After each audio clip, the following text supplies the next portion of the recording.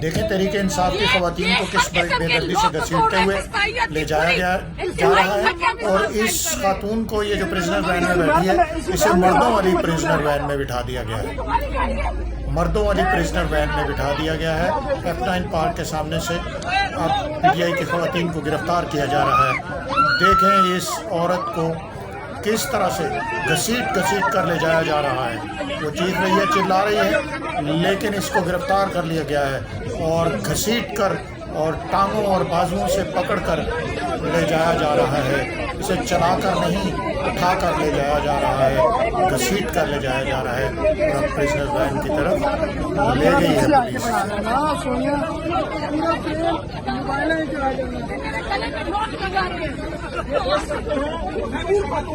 गिरफ्तार किया गया है और वो बता रही है कि मेरे अंदर देखें, ये अंदर के